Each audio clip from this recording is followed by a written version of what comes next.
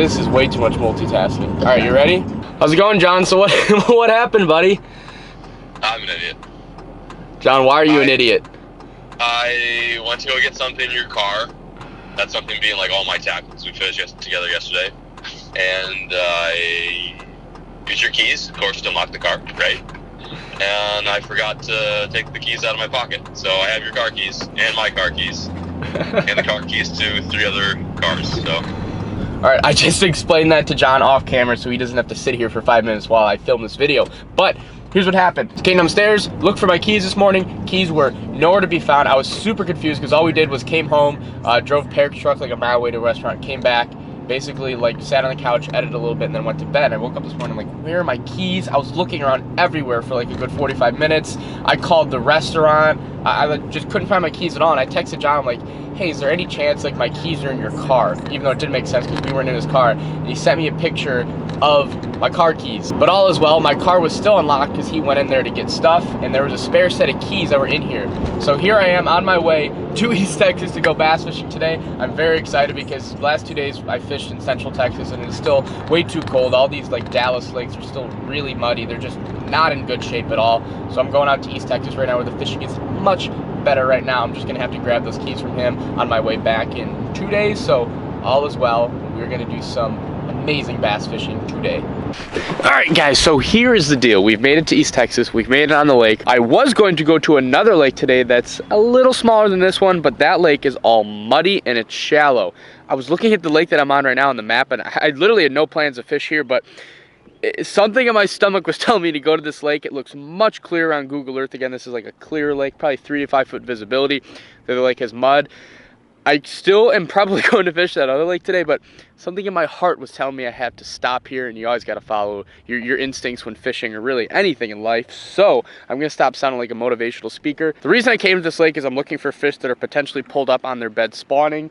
If there's no fish spawning in this creek arm, I'm just going to write off the whole lake as they're not spawning here, and then I'm going to go to the other side of the lake. But I just could not drive past this lake without going out and checking it. Wow. Okay, the clarity on this lake is absolutely amazing. I'll be able to tell really easily if there's fish on beds or not. There's a good 5 or 6 foot clarity at this lake. I'm not sure how much you guys can see from the GoPro, but with my glasses on, I can see right here, and it's at least 5 or 6 feet deep. This is a really pretty lake. It's amazing just how big Texas is, the vast amount of fisheries that they have. All right, this is probably going to be quick. I'm just gonna rip through this creek arm probably in like a good half hour. And if I don't see any bedders, then away I go. We are about to leave the lake, but I have found the first male on the bed.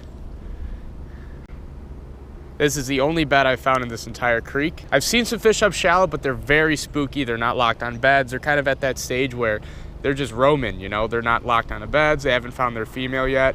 Oh, this guy's gonna bite. We put a GoPro down there, actually. He is completely locked. The water's very clear. Let's get a GoPro down there. There's the bass. His bed is right here. Let's try to see if we can very gingerly. Wow, he's in like 3 foot of water. And just like that, that bass is right back to his bed. He is locked on so hard. He's very weary. He doesn't like the camera. I'm gonna let him chill for about a minute or two. Let him get used to that camera, go inspect it. Then we'll try to catch him on camera. All right, we are going back to our study participant. Oh, there's a big female on there now. What? Oh, the game has changed, boys and girls. There is a 7 or 8 pound female right there. Really hope that camera picked it up. Oh my. Oh, I just got so jacked. There's a big female on that bed, and I have a camera on it. Now it's just a waiting game. That fish was super spooky. The second it even sensed me, it went away, and I didn't see it before. All right, got to get in the zone here. You guys have to understand that I am from Chicago. I have fished almost my entire life up north. A big bass on a bed to me is like a 4 pounder. I have never, ever, ever spent like hours and hours on a big bed fish like many people in the South have done. Most of my bed fishing, to be honest, has been for smallmouth, and smallmouth are pretty damn easy to catch off beds. I can't believe that. Knew I had to trust that intuition. Maybe I don't switch lakes at all. All right, I'm gonna let that chill, and I'm gonna let the big fish come back. Tied on a bed fishing rig, which is just basically something super bright that, one, pisses off the fish, and 2, I can see when it's in their chompers. Now this water is so clear that I'm gonna have to stand so far back and cast from a distance to not pretty much alert them that I'm there. That big fish was just inspecting the camera, and it hates me there. The big fish is not completely locked on. The second the big fish senses me, it moves away, but that little male is locked. That big fish is pretty much next to impossible to catch, unfortunately. So let me try to catch the smaller one, see if that does anything to the big fish's attitude. Come on, it's right in front of the camera, buddy. I promise I'll put you right back.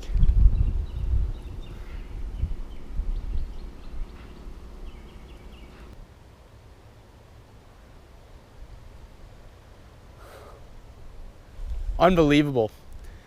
The fish just picked up the tail and moved it out of the bed. He does not want it in there. Got him. Finally, he got aggravated enough. All right. Not that big of a fish. Second bed fish of the year for me. Beautiful little Clearwater Texas fish. Female, the guy you're paired up with, or the girl I should say, is much, much bigger. I don't see her. I think that fish is going to be impossible to catch just because it won't even be on the bed if I'm anywhere near it. Again, like I said, I do not have the most bed fishing experience. I'm not sure what the right thing was to do there. I'm gonna give that bed a couple minutes rest, see if the big female comes back, because that is the prize. Because that female, it wasn't a super giant, but it was a big Texas fish. It was probably a good 7-8 pounds at least. Was not a double digit, and that's kind of what the goal is. I don't want to say I'm out here to only catch a double digit like 10 pounder, but these lakes in East Texas have plenty of double digit fish, and finding one on a bed is really a dream in the springtime. I'm going to get the camera now. I think that big fish is actually pretty impossible to catch. That male is already back on his bed, but from all the way over there, I took a cast and my craw landed on the shoreline, like ease into the water. Like I tried my hardest to be as stealthy as possible with that cast, and the second the line hit the water, that big fish went boop, see ya. He is smart. They do not get that big from being dumb. Moving on out of this creek now. I think that's one of the hardest things about bed fishing, is just knowing when to move on. I could easily spend hours back there trying to catch that one big fish, but I just think she's not locked on enough.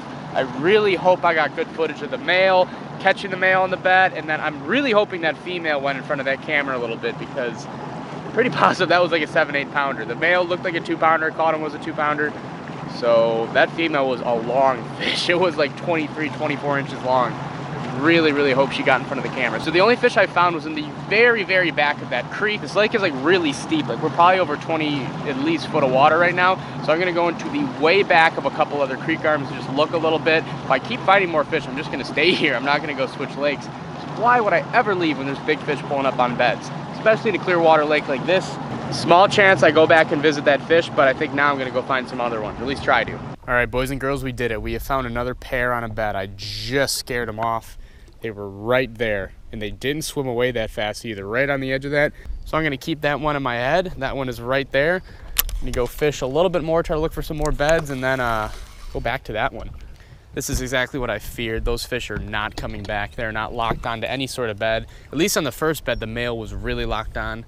Those two fish were pretty much just paired up in an area, and those are virtually uncatchable. I can't even be close to that vicinity without them just staying far, far away. I'm gonna check 2 more coves now to try to find some sight fish, and then I'm probably gonna have to go to that other lake. I think this lake is literally just like 2 or 3 days from like just getting really stupid, meaning there's bass just everywhere on their beds, and they're locked onto their beds and catchable, because those fish are completely not catchable at all. And I have a lake just down the road that I know I can catch a good amount of fish at. It's just sight fishing is too addicting. Need to stay focused. All right, guys, so as promised, we have made it to the other lake. This lake really could not be any more different than the lake we were just on. This one is like all completely mud. It's a little bit of like tea-colored water, but for the most part, it's mud. I just ran all the way up to the very northern end of the lake. Probably should not have done that either, because I didn't see any stumps. And just over there, I hit like the loudest stump of my entire life. If I had hit that going at full speed, definitely would have screwed something up on my motor, pierced a hole through my fiberglass, good stuff like that. There's like a ton of weed around too, so I'm probably just gonna fish a little chatterbait type thing. I don't know. This is, I thought this was gonna be an easier lake and that there'd be a lot of grass, but totally forgot the fact that Texas kind of like froze its ass off this winter and all the grass is dead.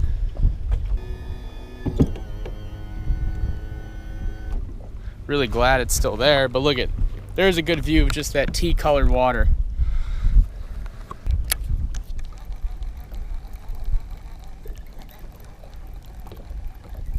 There's one. All right, first fish at the new lake. Did not feel like a bass at all. It's not a very big one, so that would explain a little bit. Been fishing honestly for at least a half hour. This all looks so good.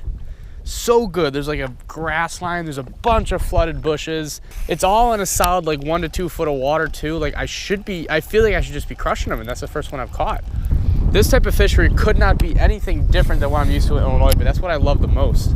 Like figuring out new bodies of water, solving the puzzle, if you will, of the day. Ooh, I didn't like that stick. Solving the puzzle of the day is the most fun to me. And this is about a half a foot of water. Oh, this right here is one of my personal favorite parts of fishing new lakes, getting stuck. I especially love when it's so dingy of water that you can't tell how shallow it is.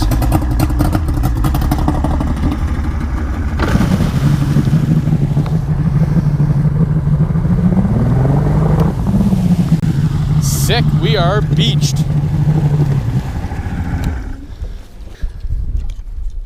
Oh my. A solid 2-3 inches deep. Oh, nasty freaking bottom. Oh, it's just muck. I think we're floating now.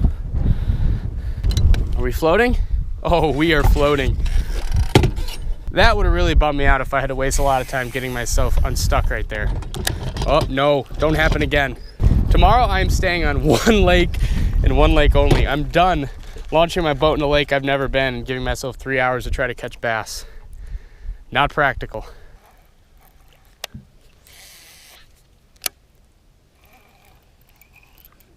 Oh, there's one. That's a fish. It's not very big, but it's a bass. He was on the grass. He wasn't on the laydown. This one too bit so weird. Oh, look at the black blotches on him. I do not know the scientific reason behind this, but I'm pretty sure they only get this when they're spawning. Look at that. It's so cool. See you, buddy.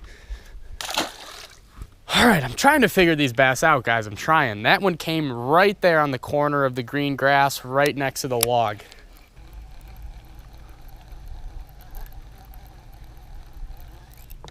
There's one. Oh yeah, there's one. Another one on the chatterbait. Same size too, all just little males. These females have not moved up yet. Pretty fish, they're like all three just cookie cutters. No black blotches on that guy. He's not nearly as cool, but it's like I think it's like 6:30 now. We have an hour of daylight left. I wanted to try to catch a big one out here, but I don't know.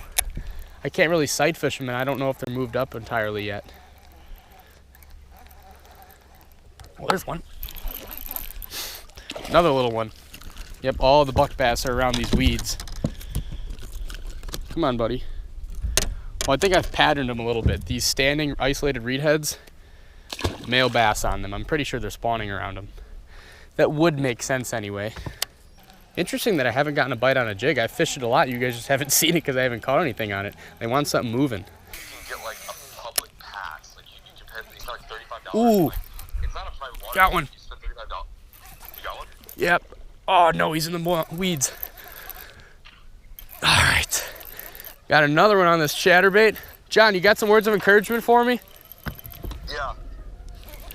Do you want me to sell them, or are you just asking if I have any words of encouragement? Yeah, that'd be great. This one's a little better of a fish. That's a nice fish, Chris. Thank you, John. Thank you so kindly. This one also got that little bit of a... The line is very beautiful on that fish. The lateral line? South. The lateral line is actually not very defined, John.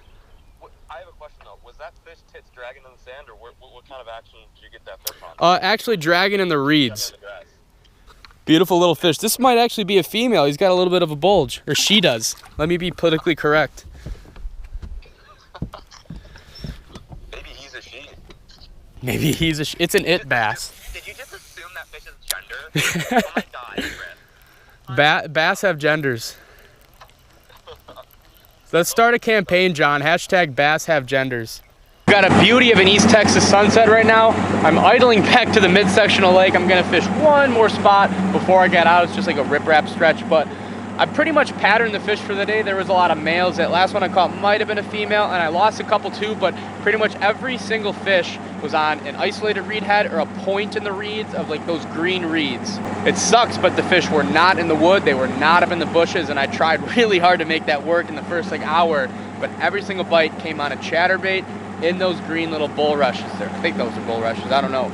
Right now I am idling through a flooded forest, which is hands down my least favorite thing about fishing in Texas. All these lakes are just flooded forest sometimes. There's big sticks everywhere. I've hit 6 or 7 trees so far, and they don't sound good, they don't feel good. Honestly, I shouldn't be holding my camera over the water, because if I hit one right now, it would probably fall in the water. No big fish yet today, but it has been another amazing day fishing in Texas. I saw a big fish, so it kind of counts.